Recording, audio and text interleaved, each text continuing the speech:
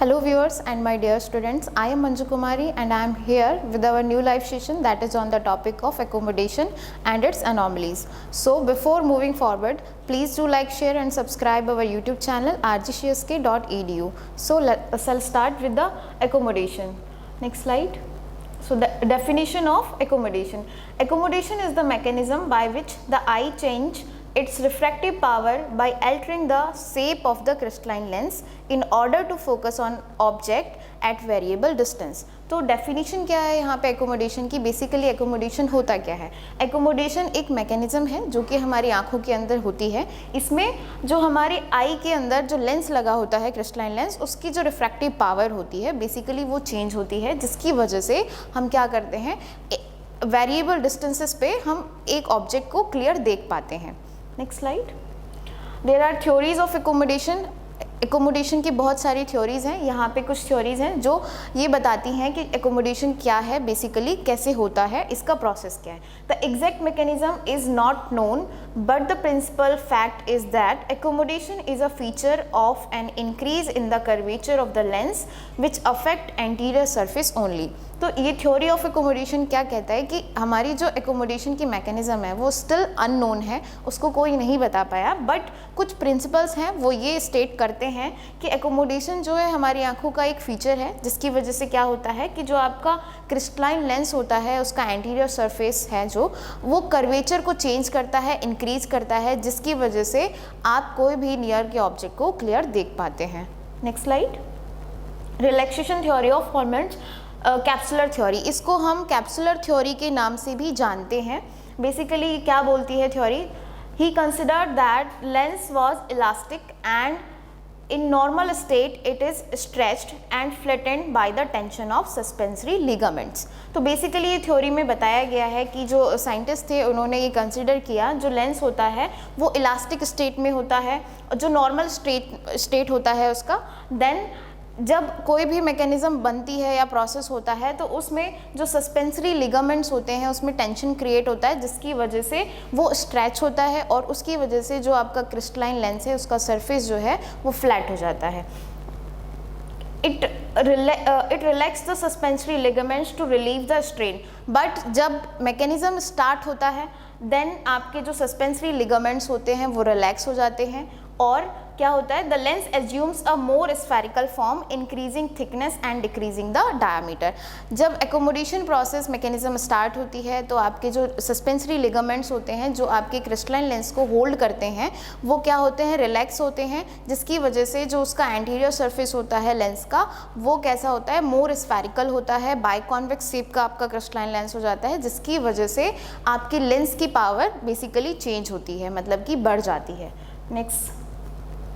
तो इस डायग्राम के थ्रू हम समझ सकते हैं कि जो कैप्सुलर थ्योरी है वो क्या बोलती है। जो आपके सिलियरी मसल्स होते हैं उससे आपके जॉन्यूल्स अटैच्ड होते हैं। ये नॉर्मल पोजीशन है अनएकोमोडेटेड लेंस की। इसमें आप देख पा रहे होंगे जो एंटीरियर सरफेस है वो आपका फ्लैट है, ठीक है। लेकिन जैसे ही एकोमोडेशन प्रोसेस या फिर मैकेनिज्म स्टार्ट होती है, एकोमोडेटेड लेंस में क्या हो रहा है, यहाँ पे आपकी जो सिलियरी मसल्स है वो कॉन्ट्रैक्ट कर रही है, जिसकी वजह से जो ऑल जॉन्यूल्स रिलैक्स एंड कर्व, जो जॉन्यूल्स है उसकी जो टेंशन है वो रिलीज हो जा रही है, वो रिलैक्स हो रहे हैं। रिलैक्स होते ही आपका जो एंटीरियर सरफेस है क्रिस्टलाइन लेंस का, आप इसमें देख पा रहे होंगे कि ये मोर कर्व हो गया है as compared to the unaccommodated lens. जब इसका कर्वेचर चेंज होगा एंटीरियर सरफेस का तो इस टोटल लेंस की पावर चेंज हो जाएगी, बढ़ जाएगी, और उसी की वजह से, उसी की हेल्प से आप कोई भी नियर ऑब्जेक्ट को फोकस करा के क्लियर देख सकते हैं। यही थ्योरी हमारी कैप्सुलर थ्योरी के नाम से जानी जाती है। Next slide. Types of accommodation, हम बात करते हैं टाइप्स की। एकोमोडेशन के भी बहुत सारे टाइप्स होते हैं थ्योरीज के अकॉर्डिंग। जैसे कि आपका फर्स्ट है टोनिक एकोमोडेशन। टोनिक एकोमोडेशन का मतलब क्या है, आपकी जो सिलियरी टोन्स होती हैं उसकी बेसिस पे जो एकोमोडेशन होता है उसको हम टोनिक एकोमोडेशन कहते हैं। आइए जानते हैं। This is due to the tone of ciliary muscles and it is activity in absence of stimulus. The resting state of accommodation is not at infinity but rather at an intermediate distance. Basically accommodation क्या है, जो tonic accommodation होता है without stimulus होता है, जो आपकी ciliary tones है उसमें थोड़ा बहुत अमाउंट ऑफ एकोमोडेशन होता ही रहता है, ताकि आप फोकस करा के कोई भी चीज़ को ईजिली देख पाएँ। और जो आपका इंटरमीडिएट डिस्टेंस, जैसे कि एकोमोडेशन जो होता है रेस्टिंग स्टेट पे, और आप कोई भी चीज़ डिस्टेंस पे देख रहे हैं, देन आप नियर में देख रहे हैं सडनली, तो जो आपकी मसल्स हैं उसमें एकदम से टोनिसिटी आएगी और वो कोई भी चीज़ को with in a second clear दिखाने की कैपेसिटी रखते हैं। Next slide. Second one is proximal accommodation. It induced by the awareness of the nearness of a target. Proximal accommodation basically क्या है कि हमारी माइंड को पता चलता है कि इतने डिस्टेंस पे हमारा नियर ऑब्जेक्ट रखा हुआ है, इस रेंज में हमारा ऑब्जेक्ट है और हमें उसको क्विकली देखना है। तो आप अगर कोई भी ऑब्जेक्ट की डिस्टेंस की रेंज को कम या ज़्यादा करके विद इन अ सेकेंड अगर आप क्लियर देख पा रहे हो तो वो आपका प्रॉक्सिमल एकोमोडेशन कहलाता है, कि आप एक डिस्टेंस पे, सर्टेन डिस्टेंस पे रखा हुआ ऑब्जेक्ट भी क्लियर देख पा रहे हैं और आपने उस डिस्टेंस को कम कर दिया और आप तुरंत उसको क्लियर देख पा रहे हैं, पास में भी और दूर में भी, तो वो आपका प्रॉक्सिमल एकोमोडेशन कहलाता है। Reflex accommodation is the third type of accommodation. It is an automatic adjustment response to a blur which is made to maintain a clear and sharp retinal image. Reflex accommodation basically क्या है, हमारे mind में signals जाते हैं, reflex signals आते हैं, उसकी वजह से जो आपका एडजस्टमेंट होता है कि कोई भी ब्लर पॉइंट है, ब्लर ऑब्जेक्ट है, उसको एकदम से क्लियर करा के दिखाना है, तो मेंटेन करना है, रेटिनल इमेजेस को मेंटेन करना है दोनों आँखों की, ताकि हम दोनों आँखों से एकोमोडेट करके क्लियर देख पाएँ एक ऑब्जेक्ट को, चाहे वो डिस्टेंस पे रखा हो, चाहे वो पास में रखा हो, जो भी रेंज है उसके बीच की, अगर हम उसको क्लियर देख पा रहे हैं तो वो आपका रिफ्लेक्स एकोमोडेशन में काउंट होता है। Next slide. Fourth is convergence accommodation. This is the important type of accommodation. Convergence accommodation मैं इसीलिए इसको इम्पॉर्टेंट बोल रही हूँ क्योंकि ये हमारा एसोसिएटेड है कन्वर्जेंस से। एकोमोडेशन के साथ साथ हमारी आई में एक और प्रोसेस होता है जिसको हम कन्वर्जेंस बोलते हैं, और कन्वर्जेंस एकोमोडेशन, जब कन्वर्जेंस एंड एकोमोडेशन दोनों साथ में होते हैं, इस प्रोसेस को हम कन्वर्जेंस एकोमोडेशन बोलते हैं. The amount of accommodation stimulated और रिलैक्स्ड एसोसिएटेड विद कन्वर्जेंस. अभी जैसे कि मैंने बताया कि हमारी आंखों में एक प्रोसेस होता है कन्वर्जेंस का. कन्वर्जेंस बेसिकली क्या है, जब हम किसी भी पास के ऑब्जेक्ट को देखने के लिए या किसी भी दूर के ऑब्जेक्ट को देखने के लिए कोई भी अपनी आंखों को सिंगली फोकस्ड कराते हैं और एक ऑब्जेक्ट को हम सिंगल क्लियर देखते हैं, तो वो प्रोसेस कन्वर्जेंस कहलाती है. कन्वर्जेंस हमारी एकोमोडेशन से कैसे रिलेटेड है, अगर आप कोई भी पास का ऑब्जेक्ट देख रहे हैं और आपने दोनों आंखों को कन्वर्ज किया हुआ है, उसके साथ साथ आप नियर ऑब्जेक्ट को क्लियर देख पा रहे हैं, तो एकोमोडेशन हो रहा है जिसकी वजह से आप क्लियर देख रहे हैं, और कन्वर्ज आपकी आई कर रही है एक सर्टेन अमाउंट में जिसकी वजह से आप कोई भी एक ऑब्जेक्ट सिंगल क्लियर देख पा रहे हैं, that is binocular single vision. तो आपका कन्वर्जेंस एकोमोडेशन से इंटर रिलेटेड होता है. The link between convergence and accommodation is known as accommodative convergence and is expressed as a AC/A ratio, जिसको हम AC/A रेशियो के नाम से भी जानते हैं, क्योंकि एक 1 डायप्टर ऑफ एकोमोडेशन के लिए हमें 3 to 5 prism dioptre of convergence की रिक्वायरमेंट होती है. Next slide. So here anomalies of accommodation. तो हमारे पास अनोमलीज भी हैं, जैसे कि कोई भी प्रोसेस है, हमारी आंखों में नॉर्मली एकोमोडेशन होता है, मैकेनिज्म होती है. अगर कोई भी उसमें फिजियोलॉजिकल चेंजेस होते हैं, पैथोलॉजिकल चेंजेस होते हैं, या कोई भी डिस्टर्बेंस होता है, तो अनोमली डेवलप होती है. तो अनोमली अगर डेवलप होगी हमारी आंखों में तो हम कोई भी प्रॉब्लम फेस कर सकते हैं, लाइक हमें आई स्ट्रेन हो सकता है, ब्लरिंग हो सकती है, या फिर हेडेक हो सकता है. बहुत सारे ऐसे सिम्टम्स हैं जो कि एनोमलीज़ को दिखाते हैं. तो बेसिकली यहाँ पे एनोमलीज़ को 2 टाइप्स में डिफ्रेंशिएट किया गया है, क्लासीफाई किया गया है. First is diminished deficient accommodation और सेकेंड वन होता है आपका एक्सेसिव एकोमोडेशन. डिमिनिश्ड एकोमोडेशन में हम बात करते हैं कि हमारा जो एकोमोडेशन है, जो नॉर्मल एज में, नॉर्मल ह्यूमन पर्सन में नॉर्मली होना चाहिए, लेकिन इन सर्टेन कंडीशंस, लेकिन वो आपका जो एकोमोडेशन है वो डिम हो जा रहा है या फिर डिफिशिएंट हो जा रहा है, वो प्रॉपर अमाउंट में नहीं हो पा रहा है, तो वो एनोमलीज़ में काउंट होगा. ठीक है, और उसकी वजह से आपकी आई के अंदर बहुत सारे सर्टेन प्रॉब्लम्स भी आ सकते हैं. तो यहाँ पे कुछ उसके टाइप्स हैं. डिमिनिस्ड एकोमोडेशन के, first is physiological and the second is pathological. Physiological is a normal जो हमारी आंखों में एज रिलेटेड होता है। फिजियोलॉजिकल चेंजेस हमारी आई में होते हैं जैसे पूरी बॉडी में होते हैं। एज के साथ हमारी मसल्स वीक हो जाती हैं, स्टैमिना वीक हो जाता है, ऐसे ही हमारी आंखों की मसल्स भी हैं, उनको भी प्रॉपर न्यूट्रिशन नहीं मिलता है या फिर एज रिलेटेड चेंजेस आते हैं जिसकी वजह से फिजियोलॉजिकल चेंजेस डेवलप होते हैं और एकोमोडेशन में प्रॉब्लम आती है।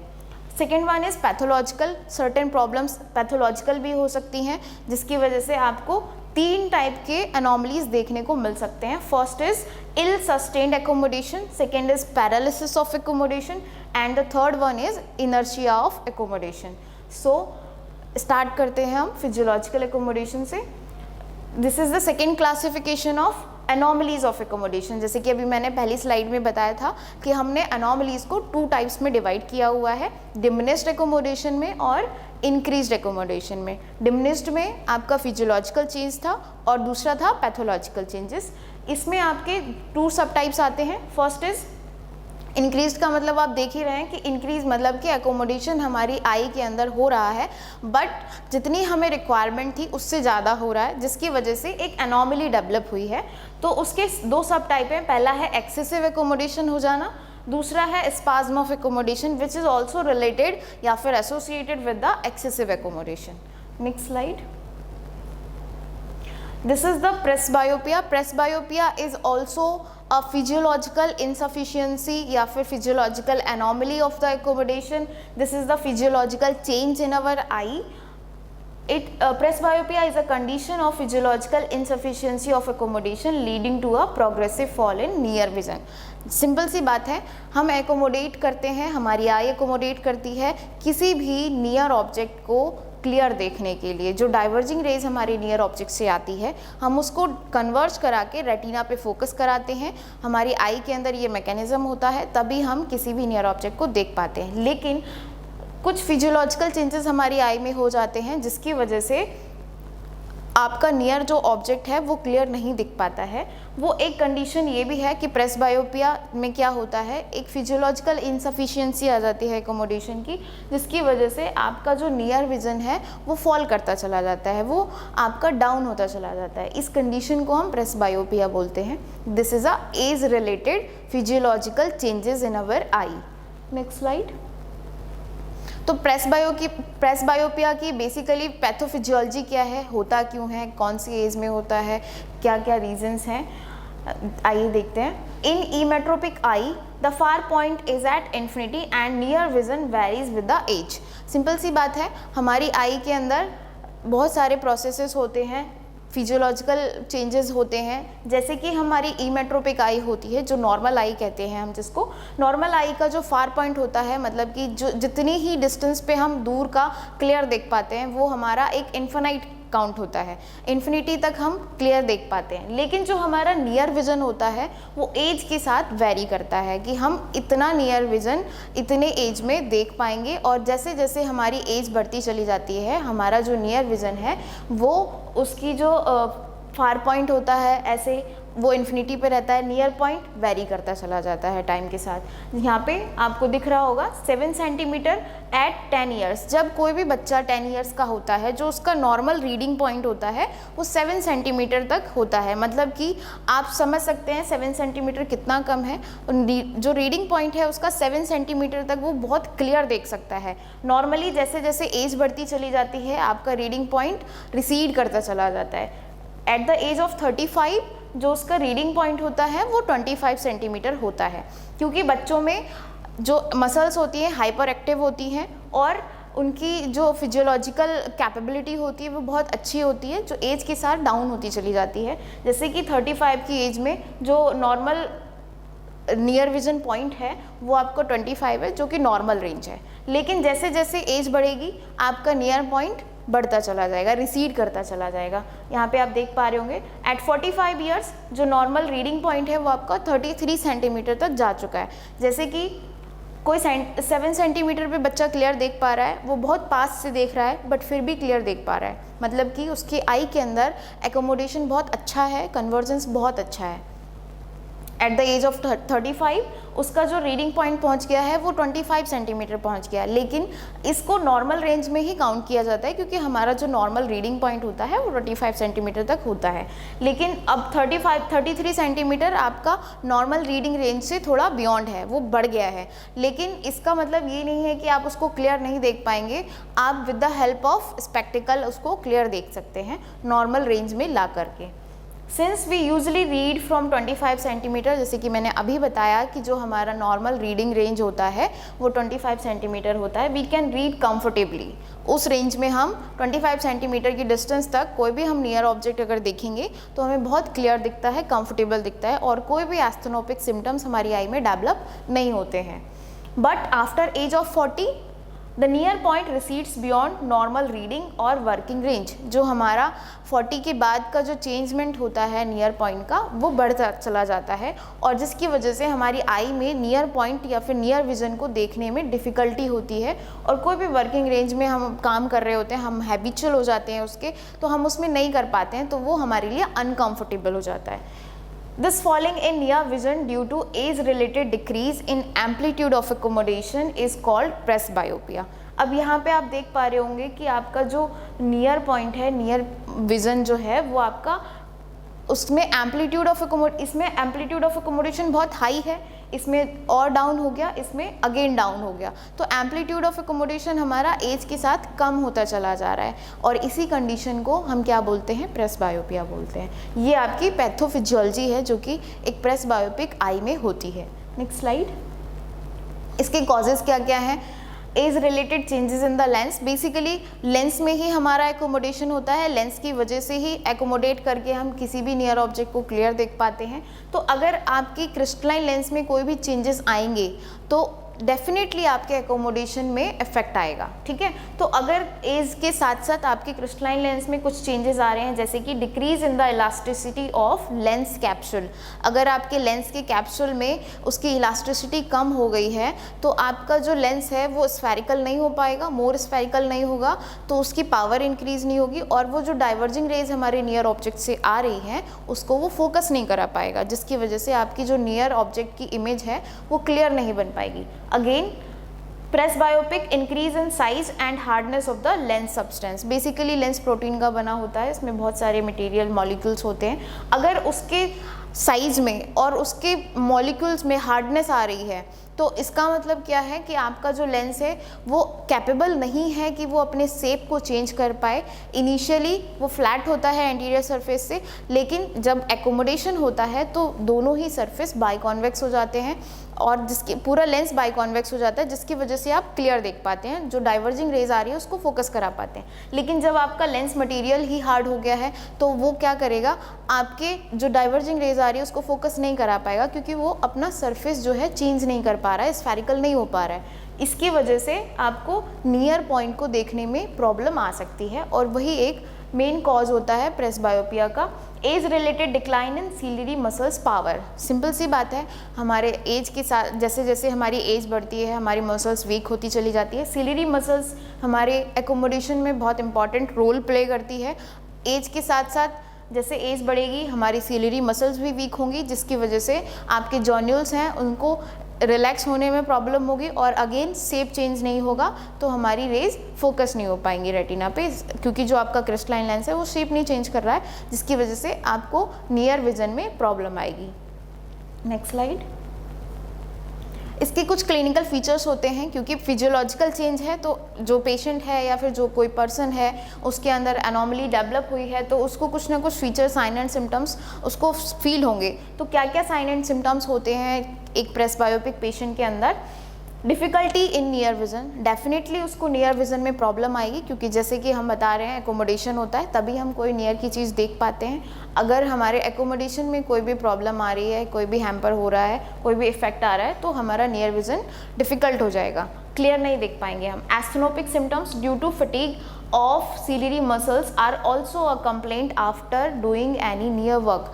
हमारी आई के अंदर डिफ़िकल्टी है, हम नहीं फोकस कर पा रहे हैं, एकोमोडेशन होने में प्रॉब्लम आ रही है, बट स्टिल हम क्या करते हैं, फोर्स करके क्लियर देखने की कोशिश करते हैं। जब हम फोर्सफुली देखते हैं तो हमारी मसल्स जो होती हैं, सिलियरी मसल्स, जॉर्न्यूल्स और जो आपका आई बॉल है पूरा, उस पर एक प्रेशर पड़ता है।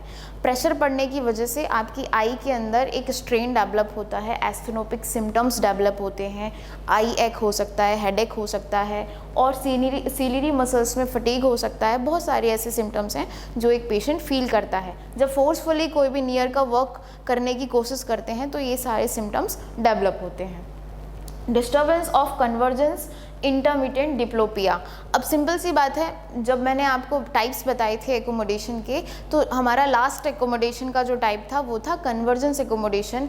मैंने बताया था कि हमारा जो कन्वर्जेंस है वो एकोमोडेशन से इंटर रिलेटेड होता है और उसी को हम AC/A रेशियो बोलते हैं, क्योंकि कन्वर्जेंस के साथ साथ एकोमोडेशन का होना बहुत ज़रूरी है। एकोमोडेट अगर हम कर रहे हैं और हमारा कन्वर्जेंस नहीं हो रहा है तो पेशेंट को कोई भी एक ऑब्जेक्ट डबल दिख सकता है और उसी कंडीशन को हम डिप्लोपिया बोलते हैं। डिस्टर्बेंस इन द कन्वर्जेंस, अगर कोई भी आई के अंदर एकोमोडेशन प्रॉब्लम आ रही है, उसके अंदर कन्वर्जेंस डिस्टर्बेंस हो रहा है, तो उस पेशेंट के अंदर इंटरमिटेंट डिप्लोपिया भी डेवलप हो सकता है। ये भी एक क्लिनिकल फीचर है, कॉमन फीचर है जो कि एक प्रेसबायोपिया के अंदर देखने को मिल सकता है। Next slide. इसका ट्रीटमेंट क्या होता है बेसिकली प्रेसबायोपिया का? Prescription of appropriate convex lenses for the near work. Convex lenses basically are the plus lenses जो कि हमारी आई के अंदर ऐड करते हैं और हमारी आई को मोर पावरफुल बनाते हैं, ताकि हम कोई भी डाइवर्जिंग रेज को क्लियरली फोकस करा के, कन्वर्ज करा के रेटिना पे फोकस करा सकें, ताकि हमें कोई भी नियर ऑब्जेक्ट क्लियर दिख सके। इसीलिए हम एप्रोप्रिएट अमाउंट का कॉन्वेक्स लेंस देते हैं। Near point should be fixed according to the profession of patient. Depend करता है कि पेशेंट का प्रोफेशन कैसा है, उसके अकॉर्डिंग हमें उसको नियर पॉइंट उसको बताना है कि आप जो भी वर्क करते हैं उसके अकॉर्डिंग आपका जो नियर पॉइंट है उसके अकॉर्डिंग हमें आपको अप्रोप्रिएट कॉन्वेक्स लेंसेज प्रोवाइड कराने होते हैं, ताकि जो उसका नियर पॉइंट है वो रिसीड ना करे, क्योंकि हर एक पावर का एक अपना नियर पॉइंट है। अगर हम उसकी रिक्वायरमेंट इतने डिस्टेंस पे देखने की है, 25 सेंटीमीटर पे देखने की है और हमने उसको हाई पावर देख लिया, तो उसका जो नियर पॉइंट है वो कम हो जाएगा, तो जिसकी वजह से उसको एस्थेनोपिक सिम्टम डेवलप्स हो जाएंगे। लेकिन इसीलिए हमें उसका प्रोफेशन जानना बहुत ज़्यादा ज़रूरी होता है, ताकि हम उसको अप्रोप्रिएट अमाउंट में उसकी नीड के अकॉर्डिंग चश्मा दे सकें।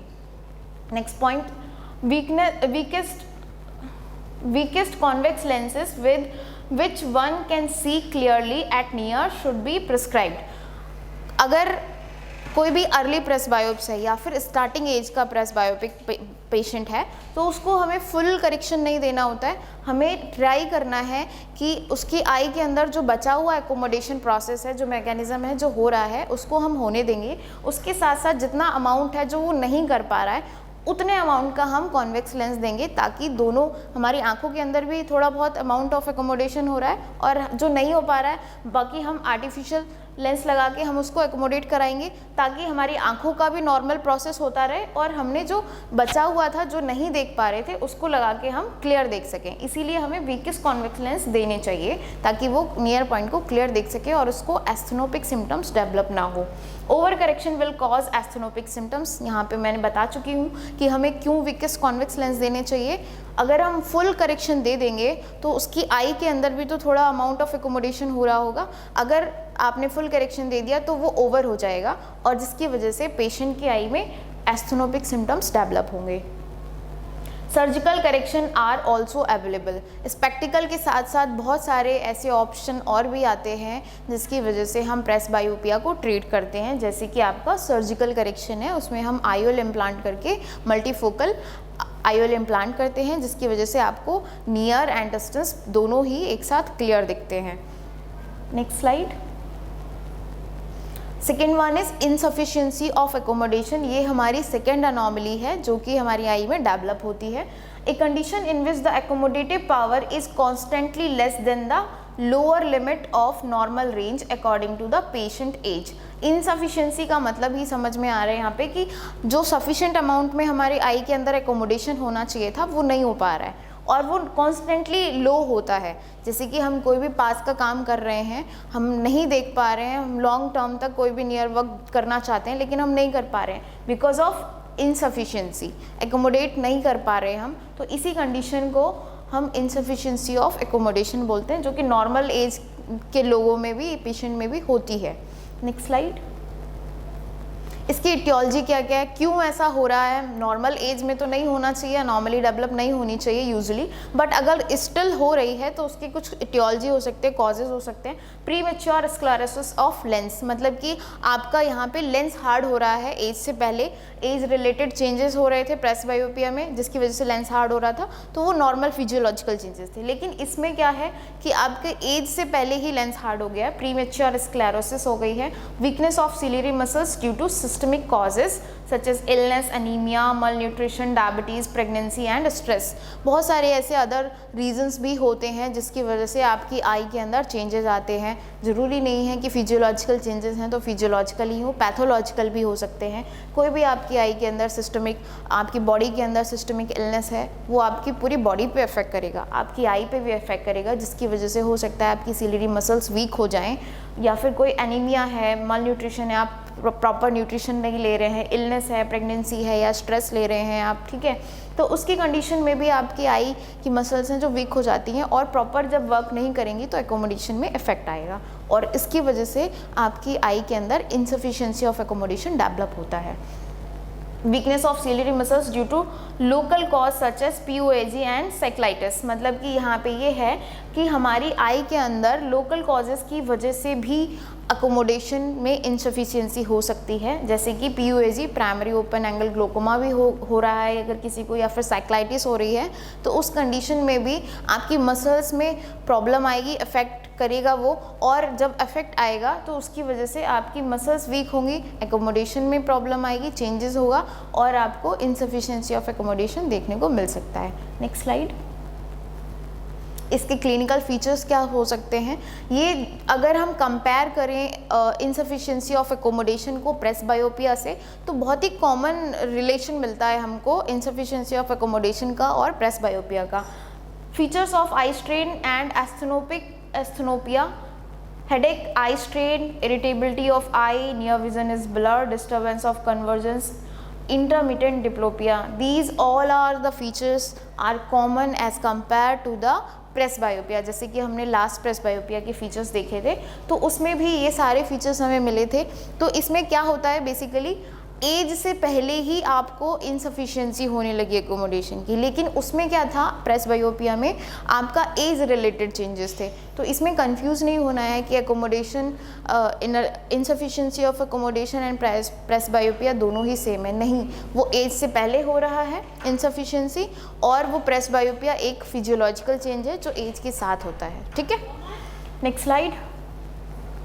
इसका ट्रीटमेंट क्या है, बेसिकली इसका treatment identify and treat any systemic diseases, क्योंकि हमने इसमें देखा इटियोलॉजी में कि इसके बहुत सारे रीज़न है, कोई भी सिस्टमिक डिजीज़ है, लोकल डिजीज़ है, उसकी वजह से आपकी आई के अंदर ये डेवलप हो सकता है इनसफिशिएंसी ऑफ एकोमोडेशन।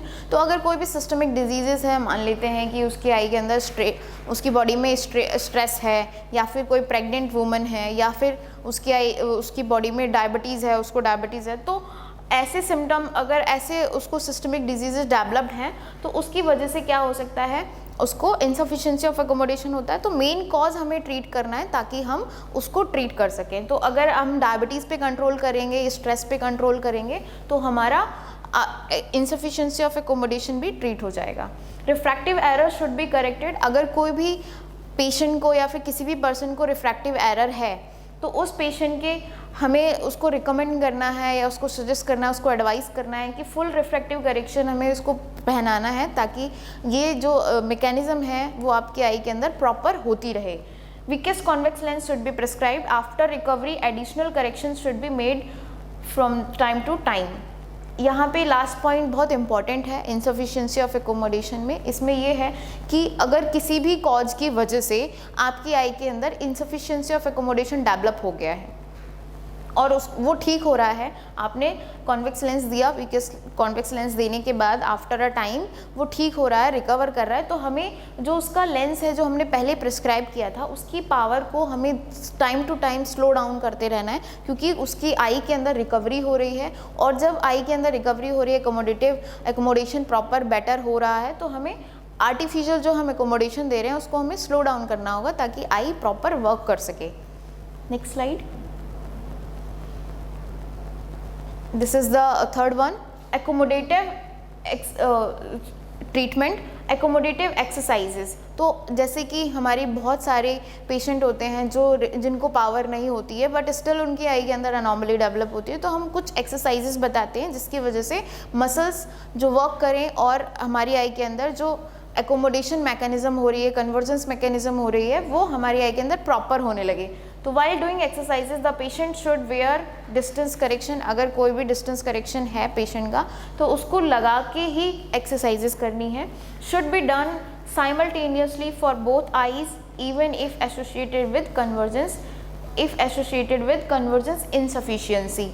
तो दोनों आँखों को एक साथ करना है, ऐसा नहीं है कि एक आँख को ऑक्लूड कर लिया है, दूसरों हम एक्सरसाइजेस जो भी देते हैं एकोमोडेटिव एक्सरसाइजेस दोनों को एक साथ करानी होती है ताकि हमारी दोनों आँखों में ही प्रोसेस एक साथ हो रहा है। कन्वर्जेंस भी हम दोनों आँखों से ही करते हैं एक साथ, और एकोमोडेट भी हम दोनों आँखों से एक साथ करके किसी भी नियर ऑब्जेक्ट को देखते हैं। With convergence excess the exercise should be done alternately. अगर उसकी आई में कन्वर्जेंस एक्सेसिव है तो उस कंडीशन में हम क्या करेंगे, आई को अल्टरनेट यूज़ करेंगे, मतलब कि एक आई को बंद करके देन हम दूसरी आई को यूज़ करेंगे, तब हम ऐसा करते हैं। Next slide. This is the third anomaly of the accommodation, ill sustained accommodation. It is a situation in which range of accommodation is in the normal range but it cannot sustain for a sufficient period of time. Sustain का मतलब रुकना। Simple सी बात है, अगर accommodation बहुत लंबे समय तक हमें यूज़ करना है, कोई भी मान लीजिए हम कोई भी रीड कर रहे हैं बुक और हमें बहुत देर तक 1 घंटे तक 2 घंटे तक अगर हम रीड कर रहे हैं और स्टिल अगर हम नहीं रीड कर पा रहे हैं, हम एबल नहीं हैं उसको 1-2 घंटे तक करने के लिए, बट नॉर्मल रेंज में होना चाहिए कि अगर हम जितनी देर तक पास का वर्क करना चाहें हम कर सकते हैं, बट अगर ऐसा नहीं हो पा रहा है तो वो एक एनोमली है जो कि आपकी इल सस्टेन्ड एकोमोडेशन कहलाती है। इसमें क्या होता है कि जो आपकी नॉर्मल रेंज ऑफ एकोमोडेशन है वो होनी चाहिए बट नहीं हो पा रही, कंटिन्यू नहीं कर पाते हैं, उस पीरियड ऑफ टाइम को हम फुलफिलमेंट नहीं कर पाते हैं एकोमोडेशन से, तो वो इल सस्टेन्ड एकोमोडेशन में आ जाती है। It is the initial stage of insufficiency of accommodation. It occurs due to debilitating illness, generalised tiredness. Simple सी बात है, अगर आपकी आई में एज से पहले कोई भी एनोमली डेवलप हो रही है तो वो आपके हो सकता है सिस्टमिक डिजीज़ की वजह से हो सकता है, मॉल न्यूट्रिशन की वजह से हो सकता है, या फिर कोई पैथोलॉजिकल कंडीशन हो जिसकी वजह से हो सकता है। Next slide. इसके क्लिनिकल फीचर्स क्या होते हैं इल सस्टेन्ड एकोमोडेशन के? These symptoms are most commonly reported at the end of the day. जब हम कोई भी काम कर रहे होते हैं थ्रू आउट द डे, हमारी आई पे इफ़ेक्ट पड़ता है, हम उसको फील नहीं कर पाते क्योंकि हम उसको वर्क कर रहे हैं, कॉन्स्टेंटली यूज़ कर रहे हैं, लेकिन जैसे ही हमारी आई रेस्ट पोजीशन पे जाती है या हमारी बॉडी भी रेस्ट पोजीशन पे जाती है, तब हमको वो पेन या फिर सिम्टम्स फील होते हैं कि हम उसमें अनेबल हैं या फिर हम उसको सस्टेन नहीं कर पा रहे हैं। अगर हम रीड करना चाह रहे हैं, हम नहीं कर पा रहे हैं, तब हमको रेस्ट पोजीशन पे हमें ये प्रॉब्लम फील होती है। Blood vision after prolonged near work, जैसे कि हम कोई भी बुक रीड कर रहे हैं, कंप्यूटर पे वर्क कर रहे हैं, हम उसको देखना चाह रहे हैं 1 घंटे तक 2 घंटे तक, बट हम नहीं देख पा रहे हैं, तो ये क्लिनिकल फीचर्स आपको देखने को मिल सकते हैं। आई एक, हेड एक, fatigue, A pulling sensation around the eyes, eyes के अराउंड हमें एक पुलिंग सेंसेशन फील होता है कि बहुत आई स्ट्रेन फील होता है, जैसे एकोमोडेशन की इनसफिशिएंसी हो जाती है या फिर इल सस्टेन्ड एकोमोडेशन होता है, एनोमली डेवलप होती है। तो ये सारे कॉमन फीचर्स हैं जो आपको देखने को मिलते हैं। Next slide. इसका ट्रीटमेंट क्या है? Near work should be curtailed during debilitating illness. Simple सी बात है, अगर आपकी बॉडी में कोई भी इलनेस है, कोई भी आप किसी भी बीमारी से ग्रस्त हैं या कोई भी आपको प्रॉब्लम हुई है सिस्टमिक, तो उस कंडीशन पे अगर आप फोकस करके देखेंगे, फोर्सफुली आप फोकस करके देखेंगे, तो आपकी मसल्स ऑलरेडी वीक हैं, तो उसमें एक और आई एक, हेड एक डेवलप होगा और प्रॉब्लम आएगी। इसीलिए हम क्या करते हैं, उसको कुछ टाइम के लिए रोक देते हैं, कर्टेल कर देते हैं कि आपको नियर वर्क कुछ दिन के लिए, कुछ काम टाइम के लिए रोकना है, ताकि आप नियर वर्क नहीं करेंगे, आपकी मसल्स रेस्ट पोजीशन पे रहेंगी और उसकी वजह से आपकी मसल्स जो हैं हेल्दी हो जाएंगी। जब आपकी इलनेस ओवरकम कर जाएंगे आप इलनेस से, तब आप नियर वर्क नॉर्मली कर सकते हैं।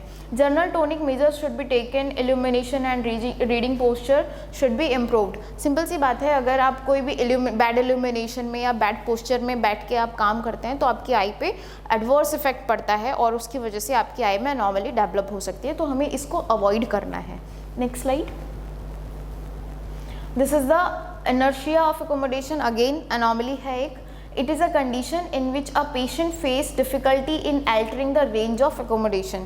यहाँ पे आप इस लाइन से समझ पा रहे होंगे कि कोई भी पेशेंट है वो आपका जो रेंज है एकोमोडेशन की, हमें इतने डिस्टेंस पे भी क्लियर देखना है, इतने डिस्टेंस पे भी क्लियर देखना है, बट हम नहीं देख पा रहे हैं। मतलब कि हम यहाँ पर देख रहे हैं, हम क्लियर देख रहे हैं, लेकिन जैसे ही हमने अपनी आई को यहाँ पे शिफ्ट किया, हम उस पॉइंट पे, हम नियर पॉइंट पे नियर वर्क नहीं कर पा रहे हैं, तो वो आपका इनर्शिया ऑफ एकोमोडेशन में काउंट होता है। Amplitude of accommodation is normal, inability to make use of this amplitude quickly as for a long period of time. Simple सी बात है, इसमें आपकी आई के अंदर जो एकोमोडेशन तो हो रहा है, लेकिन आप रेंज फिक्स नहीं कर पा रहे हैं सो फास्ट कि आपने यहाँ पर भी देखा, उसके साथ आप यहाँ पर भी देखना चाहें एकदम से, तो आप नहीं रेंज फिक्स कर पा रहे हैं, तो वही आपका इनर्शिया ऑफ एकोमोडेशन कहलाता है। इसमें आपका जो एकोमोडेशन जो आपकी आई के अंदर हो रहा है वो तो हो रहा है, लेकिन inability to make use of this amplitude quickly, आप यहाँ से यहाँ पर देख रहे हैं, नहीं देख पा रहे हैं, सर्टेन पीरियड ऑफ टाइम के लिए आपको ब्लर पॉइंट मिल रहा है, that is inertia of accommodation. Next slide. इसके क्लिनिकल फीचर्स क्या होते हैं, और ये एक रेयर एनॉमली है, बहुत ही कम लोगों में इनर्शिया ऑफ एकोमोडेशन देखने को मिलता है। मोस्ट कॉमनली आपकी आई में insufficiency of accommodation and presbyopia of accommodation देखने को मिलता है। Difficulty in changing focus from one distance to another, जो कि अभी हमने बात की कि हम एक फोकस को डिफरेंट पॉइंट पे हम फोकस नहीं कर पाते हैं क्विकली। एस्थेनोपिक सिम्टम्स, कोई भी हम काम कर रहे हैं, अगर हम उसको नहीं सही तरीके से कर पा रहे हैं और फोर्सफुली अगर हम करने की कोशिश करते हैं, तो हमारी आई के अंदर सिम्टम्स डेवलप होते हैं, जिनको हम एस्थेनोपिक सिम्टम्स के नाम से जानते हैं। Difficulty in doing near work blurred vision, simple सी बात है, अगर हम एकोमोडेशन की एनॉमली पढ़ रहे हैं या रीड कर रहे हैं या फिर हम बात कर रहे हैं उसकी, तो नियर वर्क के लिए एकोमोडेशन होता है। अगर उसके अंदर कोई एनॉमली डेवलप हुई है तो हमारा नियर वर्क डेफिनेटली डिफ़िकल्ट होगा और ब्लड भी होगा। Next slide. इसका ट्रीटमेंट क्या है? The correcting any refractive error and doing accommodative exercises. इसमें आपकी एक्सरसाइजेज बहुत इंपॉर्टेंट रोल प्ले करती है। अगर कोई भी आपकी आई में रिफ्रैक्टिव एरर है तो आपको फुल करेक्शन यूज़ करना है और उसी के साथ साथ एकोमोडेटिव एक्सरसाइजेज भी करनी है। Next slide.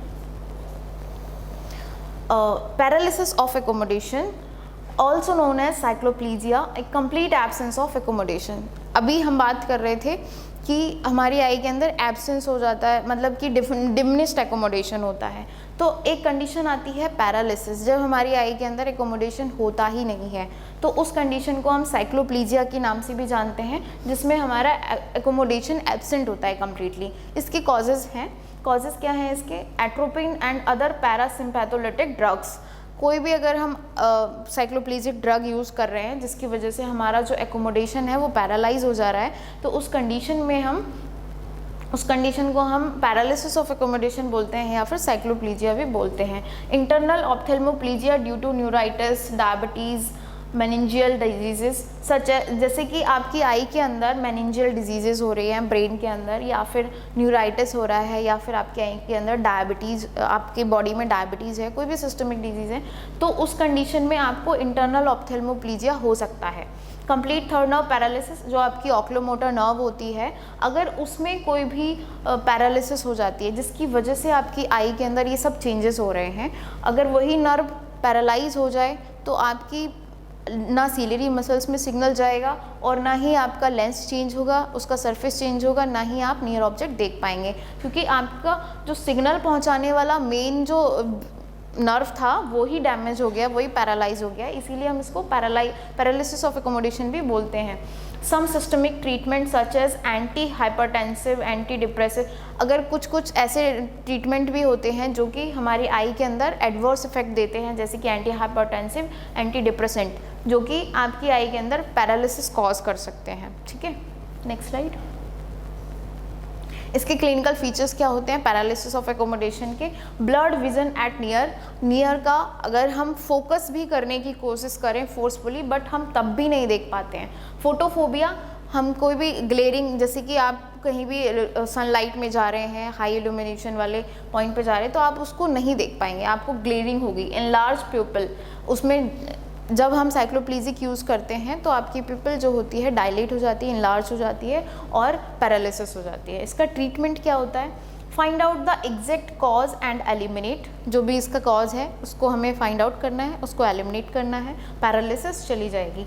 Self recovery occurs in drug induce paralysis, आपने कोई भी ड्रग दिया हुआ है तो जब तक उसका टाइम पीरियड रहेगा तब तक वो रहेगी, जैसे ही टाइम पीरियड ओवर होगा आपकी ये सेल्फ रिकवर हो जाएगी। Dark glasses are useful in reducing glare, अगर ऐसे टाइम पे ग्लेयरिंग होती है, फोटोफोबिया होता है, तो हमें डार्क ग्लासेस उसको प्रोवाइड कराने हैं। Convex lenses prescribed if paralysis is permanent, अगर परमानेंट है पैरालिसिस, जैसे कि थर्ड नर्व पाल्सी हो गई है, तो उस कंडीशन में आपको कॉन्वेक्स लेंसेज आपको देने ही पड़ेंगे ताकि वो नियर वर्क कर सके। Next slide. अब हम सेकेंड क्लासिफिकेशन पे आते हैं जो कि आपका एक्सेसिव एकोमोडेशन था। एक्सेसिव एकोमोडेशन एक एनॉमली है, क्योंकि कोई भी नॉर्मल रेंज की चीज़ है वो हमारे लिए बेनिफिशियल है, अगर उससे कम होती है तो भी हमारे लिए प्रॉब्लमेटिक है, और अगर उससे ज़्यादा अमाउंट में हो जाती है तो भी हमारे लिए प्रॉब्लमेटिक है। तो अभी हम देख रहे थे फर्स्ट क्लासिफिकेशन में कि जो हमारा एकोमोडेशन था नॉर्मल रेंज से कम हो रहा था, लेकिन अभी इसमें क्या हो रहा है, एकोमोडेशन नॉर्मल रेंज से ज़्यादा हो रहा है। तो accommodative response is greater than the accommodative stimulus, हमें जितना स्टिमुलस मिला लेकिन उससे ज़्यादा हमने रिस्पॉन्स, हमारी आई रिस्पॉन्स कर रही है, हमारी मसल्स रिस्पॉन्स कर रही है, हमें उतना अमाउंट ऑफ एकोमोडेशन नहीं चाहिए था लेकिन हमें मिल रहा है। This is functional increase in tone of ciliary muscles and this result in accommodative effects. अगर आपकी आई को स्टिमुलस थोड़ा मिला है और आपकी आई ज़्यादा अमाउंट में रिस्पॉन्स दे रही है तो एक्सेसिव यूज़ कर रही है मसल्स का, और जब एक्सेसिव यूज़ होगा तो हमारी आई की मसल्स में स्ट्रेन आएगा, अगेन आपकी आई में प्रॉब्लम आएगी, पेन होगा, हेडेक होगा and some asthenopic symptoms develop होंगे। Next slide. इसके क्लिनिकल फीचर्स क्या क्या हैं? Blurred vision at near and distance, asthenopic symptoms, photophobia and diplopia. Simple सी बात है, आपकी आई की रिक्वायरमेंट कम थी, यूज़ ज़्यादा हुआ है, रिस्पॉन्स उसने ज़्यादा दिया है, एक्सेसिव यूज़ किया है, तो उस टाइम पे आपको क्लियर दिखेगा। लेकिन सम टाइम ऐसा होता है कि आपकी आई फोकस नहीं कर पाती क्योंकि उसको उतनी रिक्वायरमेंट नहीं थी। ब्लड विजन होगा डिस्टेंस पे एंड नियर में, एस्थेनोपिक सिम्टम डेफिनेटली डेवलप होंगे, फोटोफोबिया होगा एंड डेवलोपिया होगा। Next slide. इसका ट्रीटमेंट क्या है? एक्सेसिव यूज़ हो रहा है एकोमोडेशन का, तो रिफ्रैक्टिव एरर अगर कोई भी है तो हमें उसको ट्रीट करना है साइक्लोप्लीजिक रिफ्रैक्शन करने के बाद। Near work should be stopped for some time, क्योंकि हमारा जो एक्सेसिव एकोमोडेशन है वो क्यों हो रहा है, क्योंकि हम कोई भी नियर ऑब्जेक्ट को देखने की कोशिश कर रहे हैं तभी हमें एकोमोडेशन की रिक्वायरमेंट होती है। अगर कोई भी नियर ऑब्जेक्ट कर रहे हैं और एक्सेसिव एकोमोडेशन हो रहा है तो हमें उस टाइम के लिए नियर वर्क को स्टॉप कर देना है ताकि हमारा एक्सेसिव एकोमोडेशन ना हो। Next slide. Spasm of accommodation, it refers to the exertion of abnormally excessive accommodation. This is also related to the excessive accommodation. Causes क्या हैं इसके? Drug induced spasm of accommodation is known to occur after use of strong myotics. It occurs when excessive near work is done with bad illumination, mental stress, anxiety. इसके common causes हैं, जैसे कि आप कोई भी बेड पोस्चर पे बैठ के काम कर रहे हैं, बैड इल्यूमिनेशन में काम कर रहे हैं, तो आपने excessive amount of accommodation use किया जिसकी वजह से आपकी आई के अंदर जो मसल्स हैं उसमें स्पाज्म डेवलप होगा और उस कंडीशन की वजह से आपकी आई के अंदर स्पाज्म ऑफ एकोमोडेशन डेवलप हो जाएगा। Next slide. इसका ट्रीटमेंट क्या है? Relaxation of ciliary muscles for longer period of time, prohibition of near work to allow recovery from spasm of accommodation, elimination of the associated causative factors. Simple सी बात है, आपकी आई ने एक्सेसिव एकोमोडेशन यूज़ किया जिसकी वजह से आपकी आई के अंदर स्पाज्म डेवलप हो गया, और जब तक स्पाज्म है आप नहीं देख पाएंगे, तो हमें क्या करना होता है, आई को उस कंडीशन में रेस्ट पोजीशन पे छोड़ना होता है, नियर वर्क अवॉइड करना होता है। कोई भी सिलियरी मसल्स हैं जिसकी वजह से आपकी आई में स्ट्रेन डेवलप हुआ है, स्टेनोपिक सिम्टम डेवलप हुए हैं, तो उसको रिलैक्स करने के लिए हमें टाइम देना होता है। Next slide. So this is my live session and thank you for watching, and I hope आपको मेरा ये सेशन पसंद आया होगा। And for more such interesting videos please do like, share and subscribe our YouTube channel rgcsk.edu. Thank you.